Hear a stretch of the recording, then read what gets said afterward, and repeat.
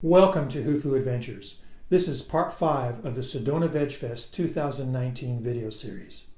Our next presenter is Robert Cheeke. He is a 2-time natural bodybuilding champion. He is a best-selling author. He tours all around the world giving talks about his story of transformation from a skinny farm kid to a champion vegan bodybuilder. He has followed a plant-based diet for over 23 years. After having met Robert, he's a very enthusiastic, encouraging, and motivational kind of guy. Let's listen to what he has to say.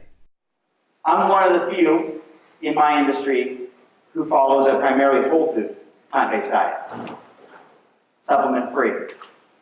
Almost all the vegan athletes I know, colleagues of mine for decades, drinking a lot of protein drinks, a lot of supplements. But I'm not. Why? Here's why. When I got into bodybuilding, barely weighed 100 pounds, determined to get bigger and stronger, I was eating as many calories as I could. 5 protein drinks a day, processed foods. I remember I was living in Salt Lake City when I was really getting into bodybuilding. It would be midnight and I was gnawing on my 7th Cliff Bar of the day, just trying to reach 5,000 calories for the day.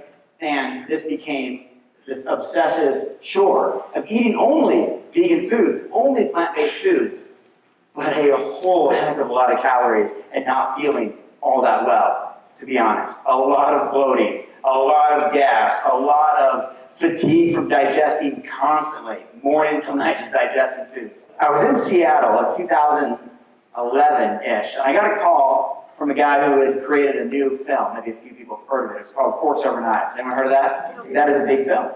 That's the reason why I met a lot of people here today. So I went to go work for Forks Over Knives. I was already in marketing and promoting the vegan fitness lifestyle. I worked for a vegan sports nutrition brand. I was one of their main sales and marketing guys. So Forks Over Knives brought me in to create a grassroots campaign to get that film off the ground. So I did. But while in the office, while they were all eating salads and plant-based whole foods, I would have my protein drink sitting in the corner and all these other sports drinks. And they kept saying, Robert, I mean, you've seen the film. Dr. Campbell, Esselstyn, all the authority figures in our movement say you don't need this stuff. And I'm like, yeah, whatever. I mean, I was much more muscular than them, so what do they know, right?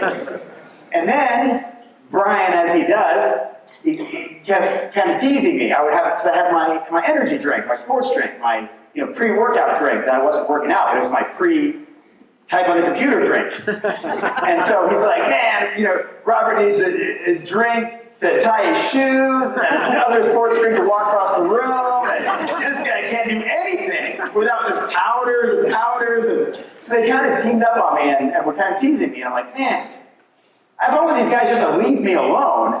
I gotta start eating plants in their whole form. I was into the powders. And so I started hanging out Santa Monica Farmers Market, and the cliche, vegan, whole food guy. And then I decided I would do something different. I decided, you know what? Maybe they're on to something. And I had the great privilege of being on tour promoting the film with Dr. Campbell, with Dr. Esselstyn. I mean, imagine how cool that was. It was awesome. And I realized, you know what? I should probably take Dr. T. Colin Campbell's plant-based nutrition course through Cornell University. I took the program, and Dr. Campbell had all of these radical ideas about a low-protein diet. What does this guy know about building muscle and being a champion bodybuilder, low-protein diet? So I wrote essays, and I challenged his ideas. I even explicitly wrote that, okay, let's take these identical NFL football teams, equal talent, same record, same skill, whatever. Let's put one on a high-protein diet, one on a low-protein diet. The low-protein diet guys will get smashed. That was my argument. I said, okay, now take the skill out. Take the skill out of football. Let's find Olympic weightlifters who lift the exact same amount of weight. Put one on a high-protein diet, one on a low-protein diet. The high-protein diet person will absolutely outperform the other one. These were the cases that I made, and I referenced my own, as you know, stuffing 5,000 calories into my face, 300 grams of protein a day, being a champion bodybuilder. That was my argument. And then I realized that Dr. Campbell had been studying this longer than I'd been alive. And so I decided I would do the one thing that most people are, especially in my field, are unwilling to do. And that's how I would give it a try. So what happened was, I had built myself up to 195 pounds. I couldn't get over 200 pounds. Couldn't do it. And I realized, that's not everyone's goal, to gain weight, and I can't wait to break 2, But it was mine. And we all have our journeys, right? We all have our path to the best version of ourselves. That was mine. I couldn't get over 195 pounds. That was a story I told myself. It didn't matter, 5,000 calories a day. Even if it was unhealthy, that was my goal. That was who I thought I was. I was this bodybuilder. I need to do this. Couldn't do it. And then I adopted this whole food, plant-based diet, supplement-free, and I thought, no way. I mean, I'm taking out all the frozen burritos and 5 protein drinks a day. Good luck. And I retired from bodybuilding around that same time. In fact, I got into half marathon running. Dropped all the way to 165 pounds and ran a bunch of half marathons. And I ran a 3-hour timed race. A friend invited me and said, hey, Robert, want to go run this 3-hour timed race? I said, no, that sounds awful. I want to run for 3 hours. But he said, hey, Robert, it's this 3-hour timed race. It's coming up on December 8th, a few months down the road. And I said, excuse me? When is it? And he said, December 8th. And that is my vegan anniversary, the day that I became vegan in 1995. So I said, okay, I'll commit to it. I trained for a few months, although I hadn't run in 10 years. I was a bodybuilder. I trained for a few months, entered the race, hoping just to finish it, quite frankly. I just wanted to finish it without walking. And after a couple hours and being in a lot of pain from running that fast, that hard, for that long, I realized I was in a good spot, maybe top 3 or 4 in the race.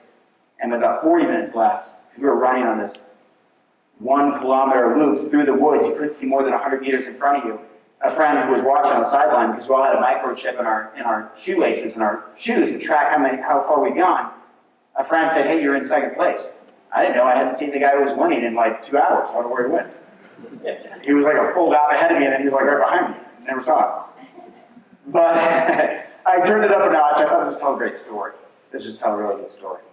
If I can, even just finish second place, finish the race. And then I saw him on the side of the road tying his shoe. And I said, I gotta go. So there were like 20 minutes left in the race. I just started sprinting really fast, and I'm not sure you even saw me. And with about 5 minutes left in the race, I actually started my kick, my sprint, which you say for like the last 5 seconds usually. I started with 5 minutes. As the race was winding down, coming down to the final moments, I ended up blowing right past him and ended up winning the race by 8 seconds and setting a new course record that still stands today. And that was absolutely fueled. Oh, thank you. That I had only eaten fruit that day. And some calorie-rich fruit, like blueberries and mango, banana. Like I had fuel. I had real fuel. In fact, there was a guy, I know I went a little tangent here, but he had his shirt was sponsored by one of the industries that said, powered by beef, or fueled by beef, one of those. And I'm like, that's an oxymoron. It's like, protein is the least efficient source of energy. And I laughed him like 7 times after eating bananas. And so, but that taught me something. Here I was eating plants, no supplements, and doing a sport I don't belong in, and having success. I decided I would start lifting weights again. And some of you who were here a couple of years ago, my training partner was here. She's on the cover of my latest book. She's on the cover of my plant-based athlete guide, Vanessa Espinoza. I was training just for the fun of it. I wasn't a hardcore bodybuilder. I wasn't guzzling protein drinks. I didn't even focus on protein at all. In fact, would you like tofu with that, sir? No, thank you. I'm fine. I didn't focus on it. In fact, I went out of my way to eat a low-protein diet because the science that Dr. Campbell and others presented said we only need 5 to 10% of our total calories from protein. So without any kind of emphasis on protein, and cutting my calories almost in half, 5,000 down to about 3,000, which was based on my age, gender, height, weight, and activity level.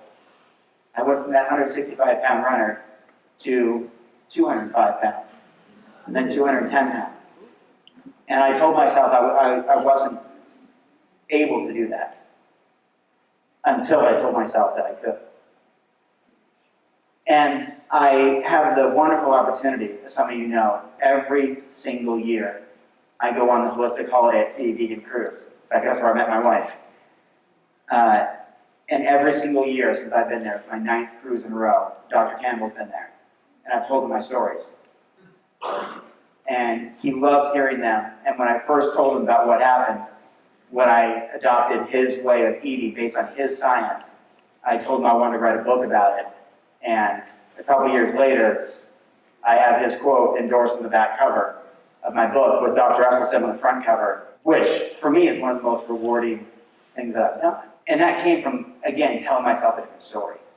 That I was as against a low-protein diet as anybody. Thanks for watching. Subscribe and follow for more Whoofoo content and Sedona Vegfest videos.